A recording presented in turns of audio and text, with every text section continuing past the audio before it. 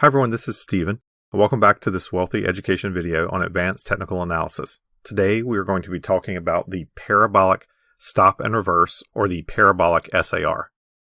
The Parabolic SAR appears as a series of dots above and below the stock price on the chart.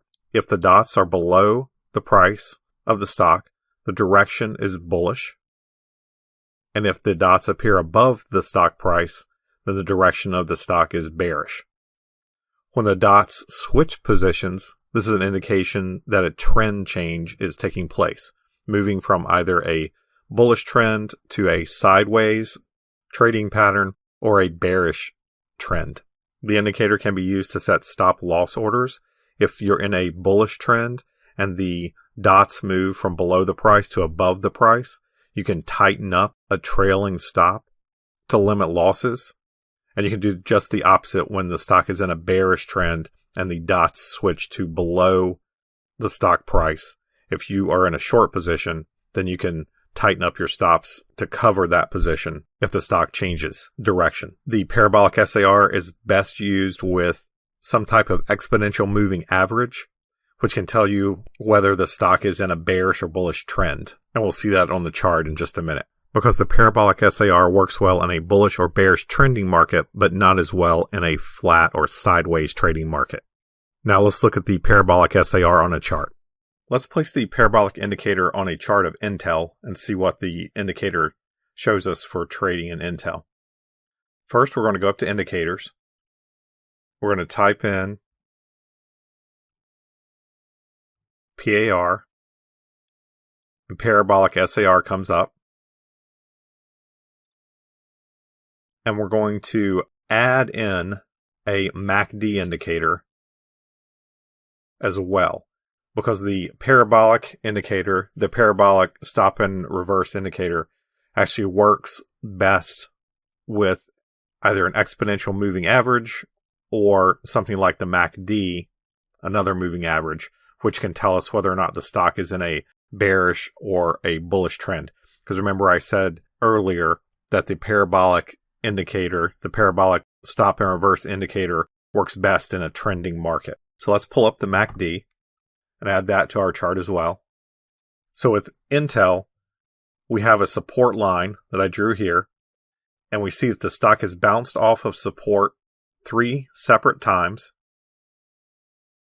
and is now moving to the upside. So here in late February, we have the MACD turning to a buy, coming above the zero line, and the MACD crossing above the signal line.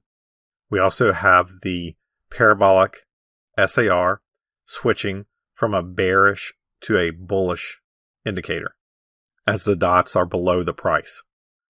If we followed this trade, the stock moved up to the $52 range and then traded back down to the $48 range as the MACD went to a sell. So we had the MACD going to a sell and the SAR going to a sell at the same time. So we would have tightened our stop at this point in our long position. So we can see the Parabolic SAR gave us a buy signal here, which actually turned out to be a pretty good trade as the stock traded up to almost 56. The Parabolic SAR then turned negative, and we may or may not have been able to tighten our stop at this point. We see the Parabolic SAR turning positive again, and the stock trading up again slightly. And the MACD is confirming as it's still in a bullish trend. The MACD is above the zero line. And then the MACD turns negative and crosses. And we have the Parabolic SAR also in a bearish trend. So we could take the trade as the MACD is confirming the Parabolic SAR turning down. And now with the MACD below zero, indicating the stock is in a bearish trend, we will only want to take bearish trades on the SAR. So we wouldn't take this trade, but we would take this trade as the Parabolic SAR turns negative. This would have been a good trade. We would have called this gap here. We wouldn't take the bullish trade here because our MACD is still below zero, but would have taken a bearish trade here. And after riding out a slight upturn, the stock turns down again. We wouldn't take the bullish trade here as the MACD is still negative, and we would take the bearish trade at this point when the stock is around the 49 level and drops down to 44. Let's take a look at an hourly chart, and we can see that the Parabolic SAR gives a good signal here as it turns negative and the MACD turns negative on the hourly. And we know from our daily chart that we're taking bearish trades at this point. So the MACD turns positive as well as the Parabolic SAR, but we're not going to take that trade to the upside. We would have missed out on the rise from 44 to around 45.5, but then as the MACD turns positive, we could decide whether or not we want to take this trade. We know that the stock is in a bearish trend at this point, so a conservative trader is not going to take this bullish trade. They're only going to be looking for bearish trades.